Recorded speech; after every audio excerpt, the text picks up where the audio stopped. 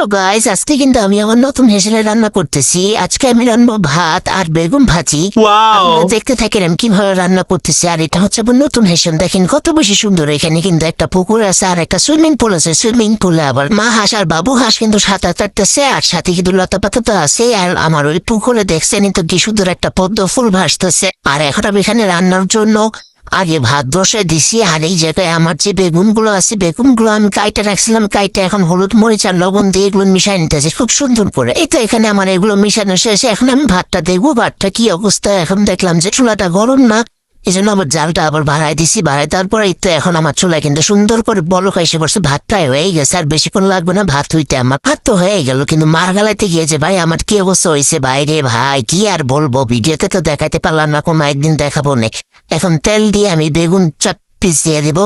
4 পিসই দিছি, কিন্তু 4টা কিন্তু দেই নাই, কারণ 4টা এখানে আটবে না। তাহলে বেগুন যখন করকরা ভাজা হয়ে যাবে তখনই কিন্তু আমি উঠাই নেবো। করকরা অবশ্যই ভাজা হইতে হবে, নাহলে কিন্তু হবে না। তাহলে বেগুন মিশ হইতে হবে, মিলমিশ করাতে হবে, বুঝছেন? আপনারা মিলমিশ করা তাকে উঠাইলেন। যতক্ষণ না মিলমিশ হইতেছে আমি ততক্ষণই কিন্তু উল্টায় পাল্টাই দিব। এই যে দেখেন উল্টাই যাচ্ছি পাল্টাই খাচ্ছি, কি আর করবো, মিলমিশ তো হইতেছে না এখনো। যখন মিলমিশ হবে তখন আমি উঠাই নেবো। যে একটা মিলমিশ হয়ে গেছে প্রায়, কেটে উঠায় ফেলাটা একটু পরই দেখবেন আপনারা নুনটা ফেলাইতেছেন। এদিকে আমার জাল একটু পরপর খালি বন্ধ হয়ে যায়। গাইস কি যে করি বলেন তো, কি করা যায়? স্পিড মনে ব্যাপার করতে যা বুঝতে আসছি, কোনোভাবে জাল ঠিক মতো চালাইতে পারি না। একটু মিলমিশ হয়ে গেছে, তাহলে আর বেগুন এলে আমি উঠাই ফেলাম।